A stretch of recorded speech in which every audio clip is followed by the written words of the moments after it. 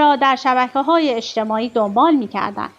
از اینکه مردم با وجود تفاوت‌های جمعیت شناختی مانند فرهنگ و نژاد و جنسیت و گرایش جنسی همه کم و بیش پاسخی مشابه می‌دادند، تعجب کرده بودیم.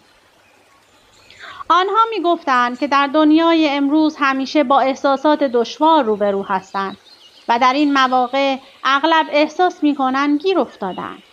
سرافکنده شدند و تک و تنها ماندند. هیچ وقت یاد نگرفتند که احساسات ناخوشایند را بپذیرند. چه رسد به اینکه آنها را به شکل مؤثری درک و مهار کنند. پیش از اینکه به احساسات عمیق خاصی بپردازیم، می‌خواهیم دست 3 افسانه را در این باره رو کنیم. 3 افسانه فراگیر و زیانبار. افسانه اول: احساسات عمیق منفی هستند. از سن کم به بسیاری از ما آموختند که داشتن احساس بد خوب نیست.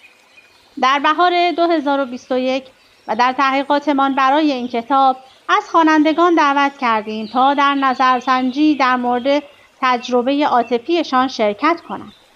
بیش از 1500 نفر در این نظرسنجی شرکت کردند و 97% آنان گفتند که شنیدن به احساسات عمیق احساسات بد یا منفی میگویند. احساسات عمیق ناراحت کننده هستند و گاهی حتی ممکن است تحمل ناپذیر باشند، اما به خودی خود مثبت یا منفی نیستند. احساسات عمیقی مانند خشم و پشیمانی، هنگامی که برای درکشان وقت بگذاریم میتوانند به ما کمک کنند. خشم میتواند ما را تحریک کند تا از آنچه اهمیت دارد دفاع کنیم. پشیمانی نیز میتواند به ما درباره چگونگی ساختن زندگی معنادارتر بینش دهد. وقتی نحوه برقراری ارتباطمان با احساسات عمیق را تغییر می‌دهیم، مقداری از قدرت ویرانگرشان را از بین می‌بریم.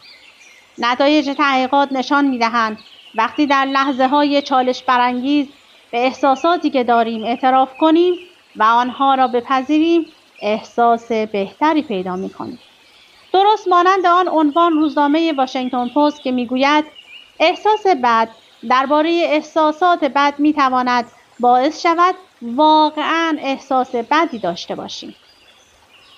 افسانه دوم: باید آنقدر قوی باشی تا بتوانی از احساسات دشوارت خلاصی پیدا کنی. چند بار به شما گفتن به چیزهای مثبت فکر کن یا قصه نخور. روز فینپن، روزنامه‌نگار، در کتابش به نام امریکای مضطرب